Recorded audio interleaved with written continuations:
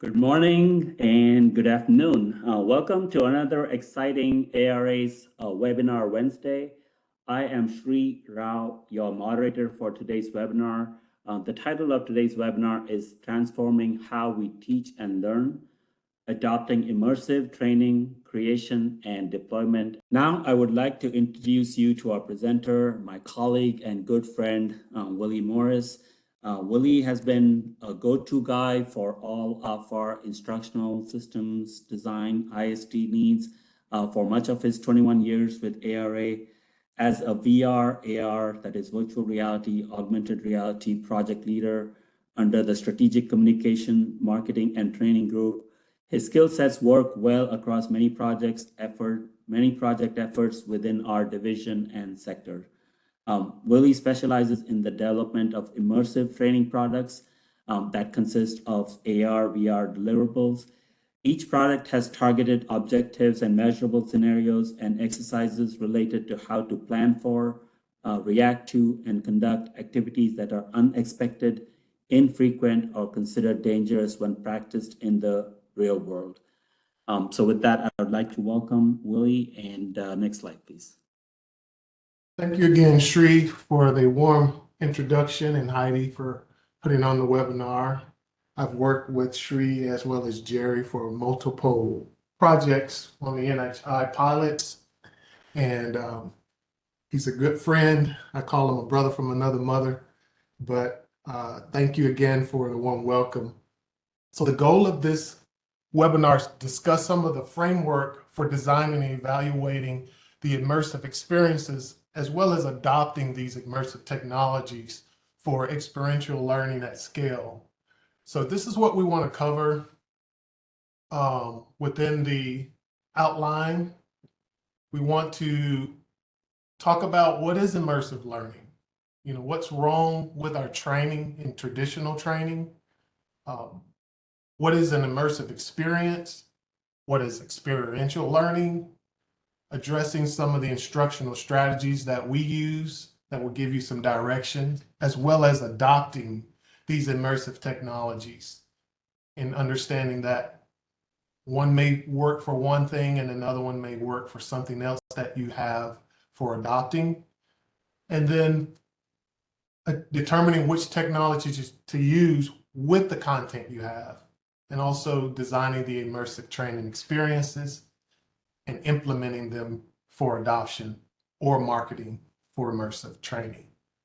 So what is immersive learning? I've been asked that question over the past 12 years of designing, as companies have come through the building for some tours and to actually not see it in word, but they want to see it in action. And we show them what this is. And it's mainly just placing the learner in an interactive learning environment, either physically or virtually, to replicate possible scenarios to each of their particular skill sets or techniques. And that would include these 3 areas or 4 areas: simulation, role play or role playing, synthetic training environments, virtual platforms by which they can access these things. So can you imagine being a firefighter in a training where you're preparing for a challenge where there's dangers inside of the burning building?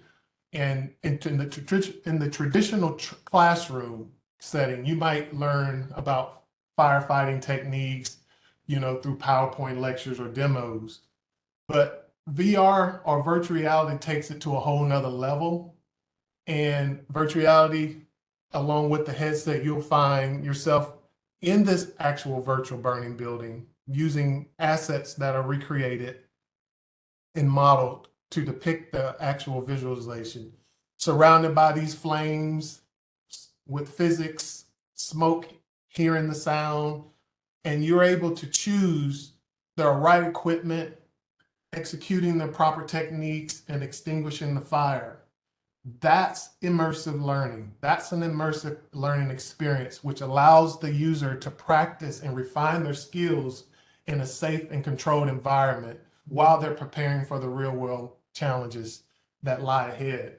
So when we get into simulations, the goal here is to create an environment where they perform certain tasks or activities in this real world through a scenario so that they can better prepare for the event as it actually occurs.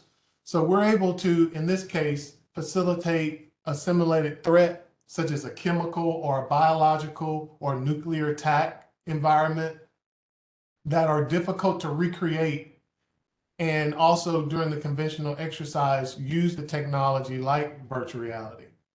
Then we have what is called role playing or role play, where the learner assumes the role of the leader or the monitor by practicing the task with a piece of detection equipment or just going through whatever the particular practice they need to simulate in real world conditions.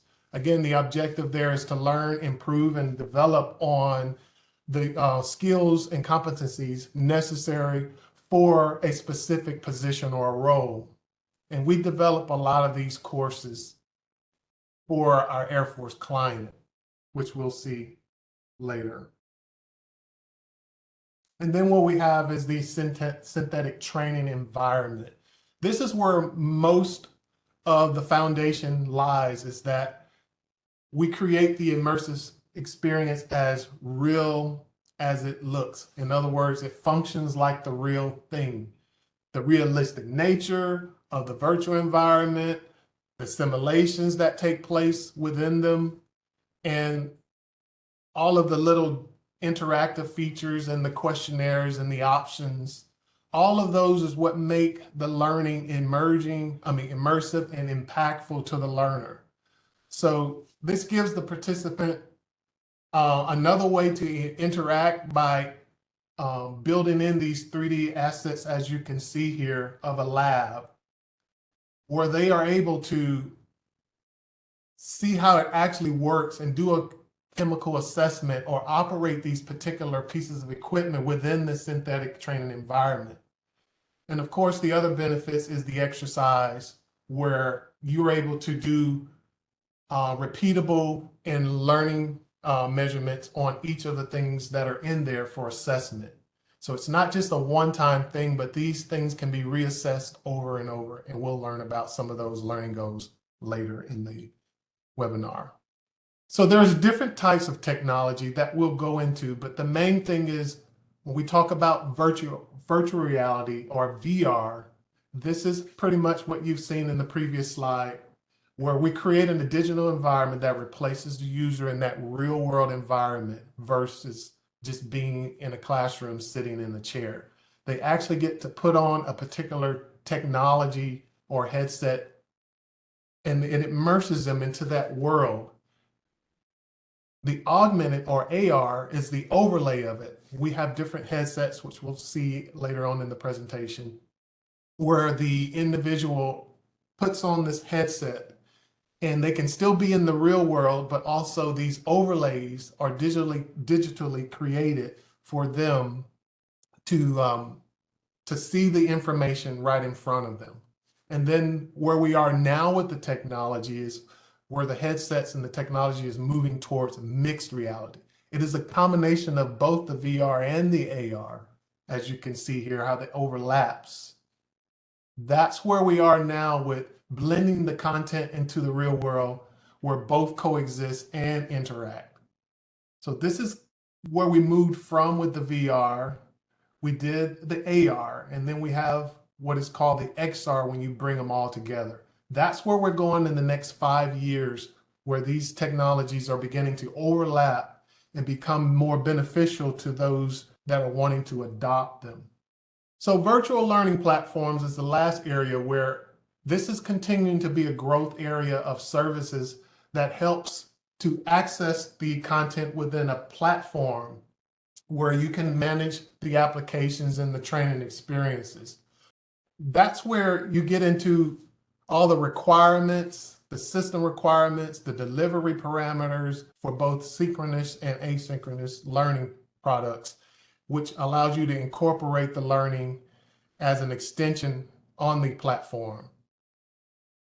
So with this diagram here, we can see that it almost looks like a modern day Netflix. It allows you to pick a course or put a product on the platform and allow the user to access it from anywhere at any time to conduct their training or animations or videos or cinematics or anything product related as it relates to course development. So again, what's wrong with traditional training? We've been telling our clients and those that are interested in adopting this technology that if you don't start now, you're going to be behind. And it's really not about the dollars as it is learning and understanding what the technology is able to do. And that's where the problem has been brewing for years with traditional training, is that studies have shown that the advantages offered by adopting these learning technologies are increasingly difficult to ignore. As long as I've been in this industry and over the past 15 years specifically, I've seen a shift from the diversity of their training from traditional methods to investing in this immersive training. Organizations like our DoD clients and our DoD clients, as well as DTRA, the Defense Threat Reduction Agency, even healthcare, medical, manufacturing, and construction, oil refineries are jumping in the game and putting their funds in their budgets to adopt these 4 types of technologies that we talked about to keep pace with the evolving learning preferences. And they're finding even with that is there are different learners for different things, and learners learn differently, as you can see here with this graphic here. You know, you got different learners that are in one environment and they're given different tasks and they're consisting of different members and they learn differently. So it enables the learning to go to a whole nother level. Our Air Force clients recognized it, and they're realizing that the airmen of today are growing up in this culture with this immersive technology and experiencing it every day at home with games. But we're finding that the benefits outweigh the costs from traditional training because it engages them deeper in the learning process, and it reduces the training and travel costs, it improves their knowledge retention, and decreases the skills gap, which is a big problem with our traditional training right now. I found that it allows the learner to work through their mistakes and then retake the course so they can get better and advance. It gives them a safe environment to practice in, to master these techniques and tactics, procedures, decreasing the loss of life. So there's no life lost here. And it gives them that opportunity to design training, but not replace live action training within a safe environment. But it also, at the end of all this, we can capture the analytics on the user behavior that aligns with their learning outcomes, which is something you can't always capture with traditional training. And I've learned that corporations are finding that it's more beneficial to use this technology for those hands-on skills and then the student can learn by doing rather than sitting there listening to a PowerPoint or a demonstration. They get to learn by doing with the hands-on training. So they're spending their dollars on this technology, and about 50 to 70% of them are replacing their instructor-led training with some of this immersive training. So the thing is to get in right now. If you're not seeing the benefits of this right now, then 5 years from now, it's probably going to be too late to start a budget and also adopting it. So training isn't just aligning with the learner's needs, but it's also sending a message that training is just another box to check off for some people. And that's where we're coming in with trying to change the trajectory of just traditional training, where we're just checking off a box and it's a one-size-fit-all approach. And that's my job as an ISD, to try to come up with new ways of presenting content where lives are not lost. So what is an immersive experience? You've seen some of the stills in the previous slides, but if you look at what true immersion is, it must encompass as much of the senses that we have as much as possible. It should give you a deep sense of presence and increase our ability to learn in new ways so we can experience experiential learning. And if a student is in an environment where they're able to use the sound, see the images, and get a depth of perception of what's physically present in the non-present world, this is a connection that allows the learning to go beyond your just soft skills training, but you're able to make your own sound judgment and decisions and have a self-reflection moment of what you really know about the content that you've been learning within a particular training.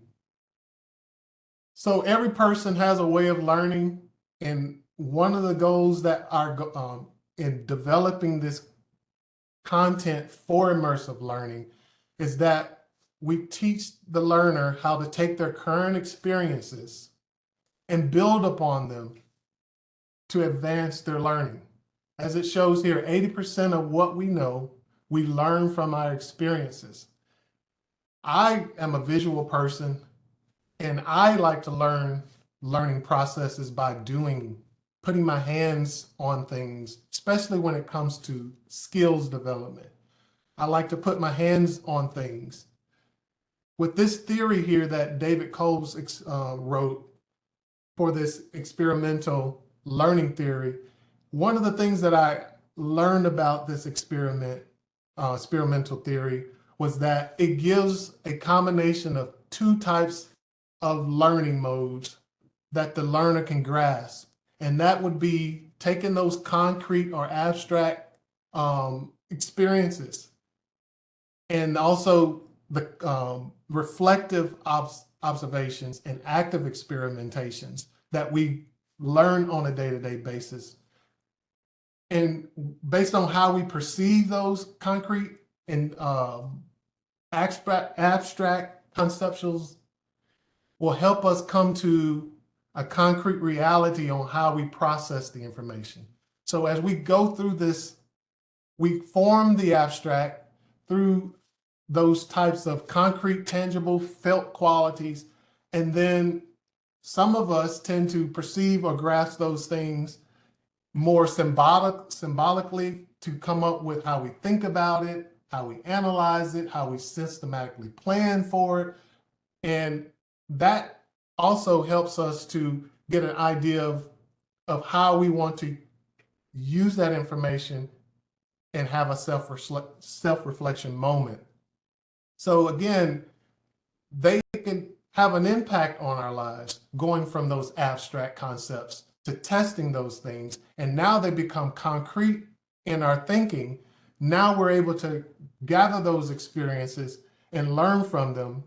And then they become self-reflecting moments in our learning. So as the learner continues to choose which set of learning abilities he or she have for a specific learning situation, they're able to look in that mirror and have their own self-reflection, not so much of the things that we have for them to be assessed by, but they're learning at the same time. I mean, I can go on and on with this, but I think you guys kind of get the idea here that you must learn by doing. So again, learner-centered education gives us the more control when we're thinking about focusing on the outcomes. And the goal is to move it from focusing on what the instructor is teaching to what the learner is meant to learn. So we have all of these influences around how we learn. We got our teachers, we got the instructor, prior knowledge, family, external, internal peers, external focuses, and we're able to look at those instead of focusing on teacher-centered learning. We're now focusing on the learner. And with this, as I've seen over the past century or so, it allows the user to sequence these things that they learn in a way that works best for them and not just for focusing on the knowledge and the abilities of the instructor. So what we learn out of that is it gives us the ability to actually acquire new knowledge, actually know new knowledge, and actually do something with that new knowledge. So as we consider these things that we were talking about, I just wanted to leave you with some strategies that will help you form the framework for designing and evaluating the immersive experience for adoption and to scale. And there are different levels that we can take in terms of creating content to scale. So we're going to go through these real quick to explain, demonstrate the interactive part of it, the elaborate part, and how to get the feedback for it as well. So when we go through the explanation process, the course portion is developed with all of the graphics and the content, such as the screens, the pop-ups that are pertinent to the topic of the course and why it's important for the course itself.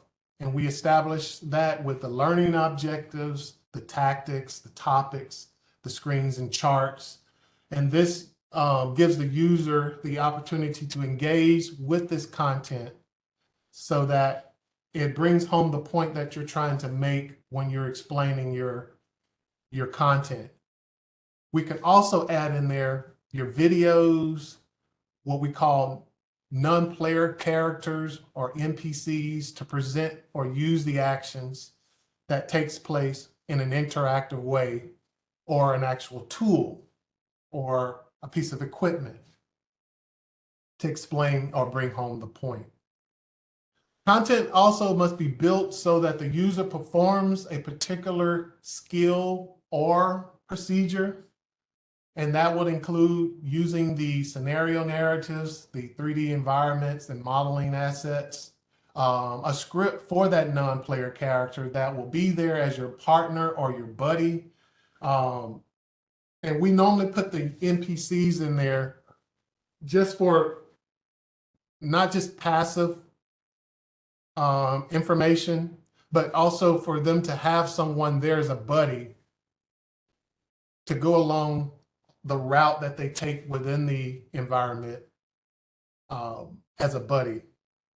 Because sometimes most of the courses that we create, you're not learning by yourselves. There's always someone there with you in certain instances. So that's where the NPC non-player character has been beneficial in the gaming industry. And we try to take advantage of that as well. And these animated characters can have dialogue, or they don't have to have dialogue. They can just be there as a buddy to let you know that someone's there and you're just not in the virtual world by yourself. Another strategy we want to address is the interactive part. This part really encompasses the type of headset that you choose. And typically, the goal is to try to get the environment to match the headset in a 1-to-1 ratio fashion. The user must be able to interact with all the content, and it has to feel like the real thing. And the way the headsets are created now versus 10 years ago, the lenses on them are pretty accurate to what you see in reality. That allows you to move in the space, close up to examine things, take samples, and other tasks within the environment without happening to, hurt your eyes or, deal with those things when you pick them up, put them down, remove them, attach them, rotate them, turn them on and off like a light switch, or pressing a button. You want the ability to interact with these things with the headset where it is as real as possible. So also consider the user being able to connect with the new information as well as the pre-existing information through the use of tracking in program assessment points. We try to put those in there. We use object interactivity. The user must ask how and why questions and about the task that they're doing, and then try to answer these questions with some amount of uncertainty. So we try to put in all of those marker placements and knowledge checks and progress markers along the way so that the student can learn while they're going through the process. And we call that just-in-time information. We don't give them all the information at the end. We try to give it to them along the way so they can get like checkpoints along the way and not throw it all at them at the same time towards the end. And then we go through the feedback process. This is mainly for leadership in terms of getting the planning and design process and hitting the marks that they set out in the learning objectives and the course design plan from the beginning during the kickoff. And the goal is to make sure those things align with the performance goals within the project outcomes. And we have several ways to do that through triggered actions or missed actions or things like tracking measurements, metrics. This feedback can also help decide if the product is missing the mark or if the product needs to be more streamlined for higher fidelity or more measurable impact on the abilities and the skills of the user. So this is one of the things that we focus on before we get started with the kickoff. We try to give what is called a customizable product development project workflow to get a feel for how the AR, augmented and virtual reality program design process works using this rapid agile development system. So we go through this process of what we call the ADDIE process. The ADDIE process is a process that consists of 6 core phases, which is the analyze, which is the production or pre-production stage. And then we go into the design, where we do a prototype, move from that to the development, which is the production. And then we integrate constantly with the field testing. And then we go into the evaluation process through the entire process overall, from alpha to beta, and then the deployment, which is the final application. So this design process can work with frequent iterations and feedback. We try to import these marks, as you can see here with the testing. We go and integrate it, we test, we go again, we test. We're always testing to get feedback from the client so that it aligns with the instructional needs of the client. So most of our visual assets are only built once, so that way they can become viable in the end for reusable or to save cost and time. So our design and development tempo is really fluid, and it helps us with the products to sustain our time through the system updates, and also those reusable assets and resources really save a lot of time when we're going through this process. So at the conclusion of the product, we review the process, and then we develop sort of a debrief or review for decisions made, actions taken in a simulated environment. And then we do our final iteration test, yes or no, and then we can release it to the market for the platform of your choice. Determining which technology to use, as we discussed previously, the big question most customers ask is how do I determine which technology to choose? And that answer is it all depends on the use case. Any one of these headsets or technologies can be highly effective at delivering the immersion that benefits your training needs by enabling it to be scaled and increase your return on investment. So no matter which technology you choose, I found in the 12 years I've been developing for clients, the benefits have always outweighed the cost. That upfront cost may cost you, but at the end of it all, you're able to deliver immersive training where you have that immersion that you can't get in traditional learning. So here's a few of the headsets the learner can use to practice skills and understand the outcomes of their actions in the simulated environment. This one is the VR. This is currently where we are with the VR technology, the MetaQuest and the HTC Vive Focus 3. We also have the mixed reality headsets where you are able to do more direct touch and get gestures. And in this case, you could connect it to a standalone or a PC for higher fidelity. The next one is your AR, which is the top of the line is the Magic Leap right now, followed by the Microsoft HoloLens, and the newest released headset is the HTC Vive XR Elite. All of these are able to do what you need for adoption to your immersive training platforms. So designing immersive training experiences, we start off with the kickoff meeting. We try to capture the project requirements, the taxonomy, and then that helps us provide an effective technology solution that meets the schedule that you have in your budget constraints. So always remember the technologists or the subject matter experts are not your instructional designers.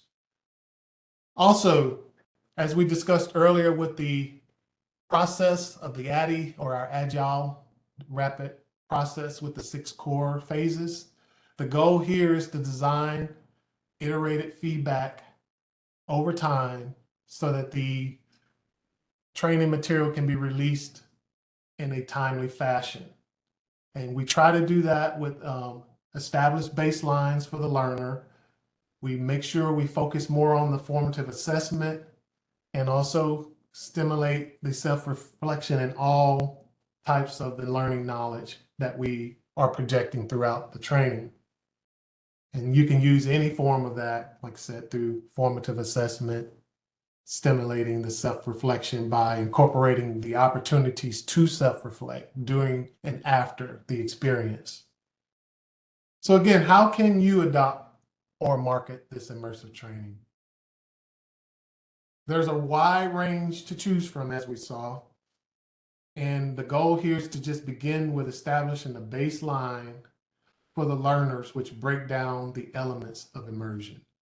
These elements will help you and your instructional designer, media designer, and all that are involved in it with the decisions, the creative decisions to build the creative spaces where the learning takes place. That's the number one goal.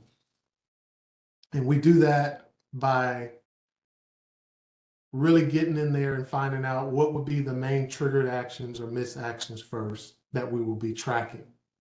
Once we've done that, we're able to move into what roles do you want to implement, rather it's just one player or you want the one player plus the non-player role, which also, like I said, creates the increase of immersion. We also want to build either a single building. As you can see here in this example, we can build an entire exterior synthetic training environment. I always say do one synthetic training environment and put the assets in it. And then that way you have multiple scenarios or levels to build from. But this will be what we call the first steps for introducing immersive training into your program. We also allow ourselves room to, address future tense. So if we can think maybe 2 or 3 years down the road on what this will look like in its initial stages, we can be able to assess the scaling of the adoption within the organization as well. So with that foundation, we're able to invest now in the research and development with clarity and purpose rather than just going into it blindly. And then we move to what I call the expanded version of the different modalities of experience and engagement, such as levels. As you can see here, we have a mission. We can go from level 1 where you're just doing base level stuff. And then you can go into, your next mission where you're building on it.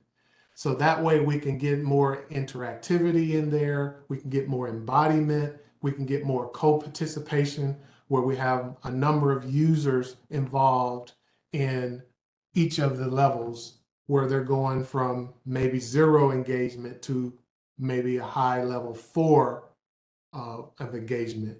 Then we move from, say, interactivity where the engagement is more 0 passive to more 4 interpersonal, where the participants are able to communicate with each other or relate in some kind of way within the experience. And then, of course, embodiment, that's kind of the gap that most of the training right now is experiencing, is that 0 level where you're in the traditional learning, where you're detached, where you're just kind of going through the motions and you're looking at videos, but you have no way of interacting with the content. So the embodiment part is where we're stepping up from a 0 detached to where we're moving to maybe a level 4 where you have what we call the human to human interaction, where the participants can explore the relationships with other participants or avatars within that experience.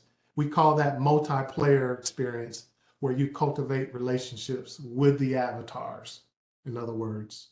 That is my conclusion. I hope that we were able to shed some light on how the process works, what truly is immersive experiences, and how to adopt these things within the pipeline, and also for you to market. Thank you, Willie. That was very interesting. I learned a lot in your presentation, and maybe in 10 years, we will have Webinar Wednesday in a virtual room with the AR or VR headset. We'll all be looking into to have you at the podium presenting. So no, that was really good. So let me talk a little bit about our upcoming webinars. You can register for our webinars at ara.com/webinars. We have 2 great webinars for you upcoming in August and September. In August, on August 21st, Accelerated Pavement Testing Program Implementation Considerations. Dr. Alvaro Loa will be presenting for that webinar. And then on September 18th, Dr. Hans Jacob Broder will present predictive modeling of dredging needs. So as you can see, we cover a wide variety of topics on our webinar Wednesday. And we have many more exciting topics coming for you in 2024. We are finalizing dates with presenters for October and November. So please watch your email for updates or visit Webinar Wednesday webpage, and you'll get all the latest information on our upcoming webinars. So let's get to the Q&A portion of the webinar. There's some questions, and Willie, I'll read them out to you, and you can answer once I'm done with the question. So the first question is from Dr. Abhinay Kumar, who says, let's say I wish to implement virtual reality for an undergraduate level civil engineering course on pavement engineering. Which software and hardware would I need? The big question again is, it all depends. It all depends on what skills or hands-on practices that we're trying to allow the learner to create or perform. And from that, we go ahead and decide which platform to go with, because virtual reality has more to do with the hands-on and the touch and feel. But if you're dealing with undergraduate information where the student has to process things like charts and build forms or things like that, then we would say go with the AR, the augmented reality headset. This will allow you to design content that complements the real world experience. So they can be kind of at a desk or have whatever in front of them and work with it from there, versus being in the VR headset. They're closed off to the environment they're in. All right, thank you, Willie. I do know that there was a question about PDHs and presentations. I know some people have some challenges getting onto this webinar. So if you shoot an email to Heidi, we can resolve any issues you may have had with today's webinar. There will be a link provided on our Webinar Wednesday webpage where you can go and retroactively see the full webinar if you missed any portion of the webinar.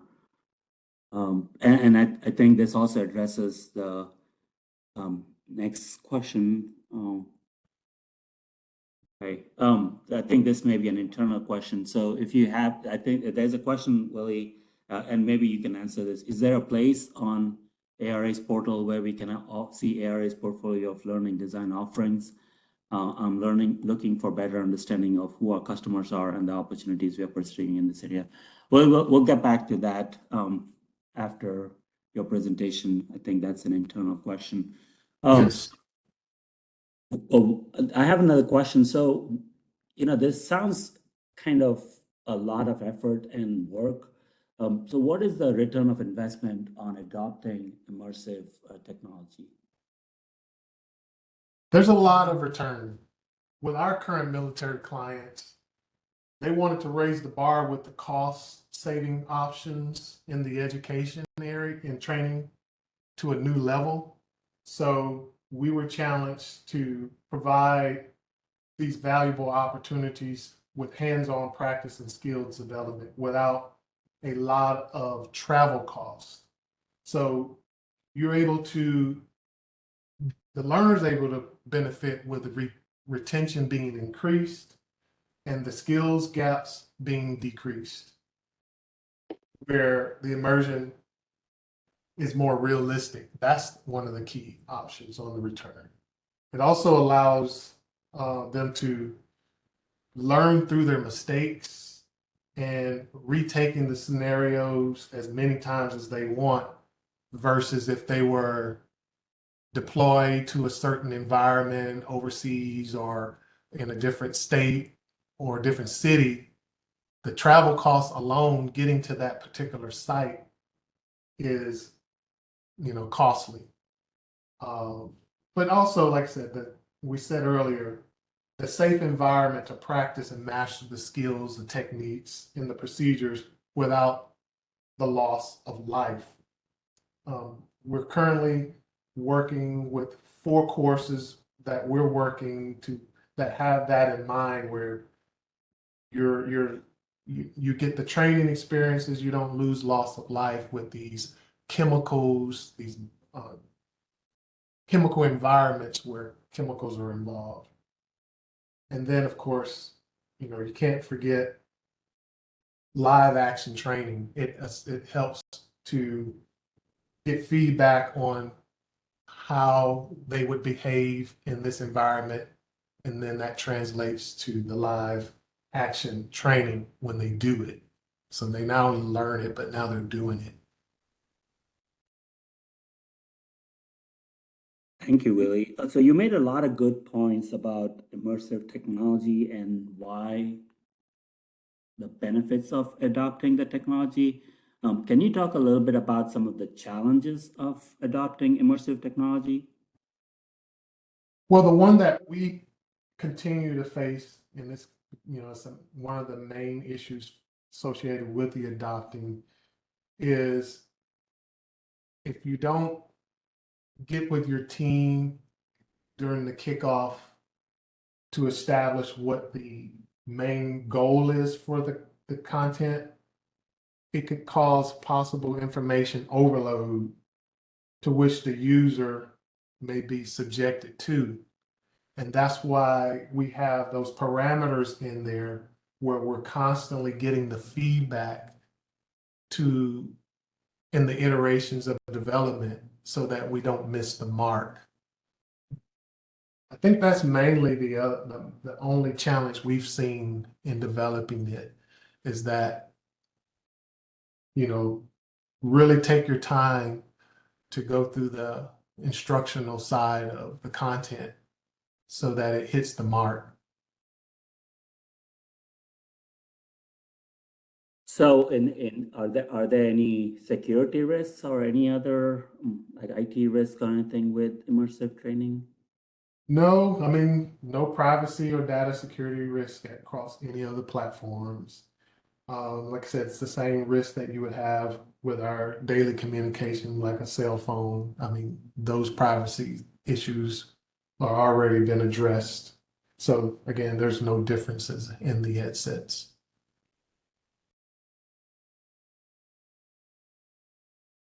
So here's a comment. I'm just going to read it out. Let's see. It's from Steve Gillespie, who says, as a Navy user of VR, we use environments to learn a new port geography and features, particularly overseas before you drive the port. Also, we simulated environments of Straits of Hormuz, Red Sea, etc. Training value is massive, and you can learn in sweat, wise, learn in blood of accidents. Not really sure what that means, but basically, I think it means that you can learn without putting people at harm or risk. Is Correct. I'm guessing. Yeah. Very good technology. Be interested to see your product. So I just wanted to read that comment out for you, Willie. So while we're talking about this, it looks like the military, the Navy especially, use this a lot. But who else can use this type of training? Anyone. Immersive training works for all DoD, DOT, FHWA in particular. No matter what your industry is, any organization can adopt the technology into their pipeline in their educational training areas. We are more than willing to talk with you with it, about it. Again, the goal is to start with VR products, introducing the simulations with a single role player and a non-player character first to increase immersion into your training program, and then kind of build up to it, because it could become overwhelming where you may have a wish list of all these items that you want to accomplish, but then we got to look at time and dollar costs. And typically what we say is you could do maybe our timeline normally, varies depending on which route you take. So actually, since you brought that up, there is actually a related question from Kyle. Can you talk about the difference in upfront costs between traditional and immersive training? Well, I don't think there's a major difference other than we follow what is called, as you saw in the presentation, a rapid agile production timeline. We still go through the initial, project course development flow that you go with any project. You have your kickoff meeting, and you do your project management plan, and you kind of come up with all that. But we normally take about 9 to 12 months to do a fully blown course. And but we could do individual scenario levels or mid-range interaction around 3 to 5 months. So, we scope it out, but it seems to be very cost effective when we do it in chunks rather than trying to do it as a whole, because that way you can kind of build on it and go back and make sure that you're checking off all of the requirements and the assessments that you wanted to, the marks you wanted to hit. Thank you, Willie. So there's a question that you may or may not be able to answer at this point in time, but do you have, this is from Abhinay, could you cite maybe a reference, or do you know of a reference that is like a step-by-step manual to implement virtual reality as a pedagogical tool? Well, we have a standards guide that we present, to our clients to keep us on track with what we proposed. So that documentation can be gathered. I have to check with my project lead and see if that is something we can make available. But in a nutshell, we can talk about a simplified approach and laying out a roadmap for whoever wants to adopt it. So that looks like that's all the Q&A, Willie. Again, thank you everyone for your questions. And we just have a few more minutes. And if you have any questions, just feel free to email Willie at wmorris@ara.com, and he'll answer your questions to the best of his ability without, as you can understand, we just ask that you make sure your questions are not of the consulting nature, and understand there may be some proprietary sensitivities around the topic and may limit his ability to respond or to share any materials that he may need some permissions to share, or there might be some other proprietary reason. But Willie will do his best to answer your question if you have any questions for him at wmorris@ara.com. Next slide, please. On behalf of ARA, thank you for joining us today. Today's presentation is being recorded, and a link will be made available on the ARA Webinar Wednesday website sometime early next week. We will also send a PDA certificate to all participants as verified by our attendance report and who are present at the full hour of the webinar. I know some of you may have had some difficulty getting on, so please shoot a separate email to Heidi regarding that to the host. A copy of today's presentation will also be included. Please allow at least 3 weeks to receive your certificate. So ARA is a great company to work for, very unique in that it's 100% employee owned. We continue to grow dynamically and are always looking for great people to join our team. If you're interested in employment opportunities with ARA's transportation and infrastructure offices, please send a brief resume and contact information to www.joinara@ara.com.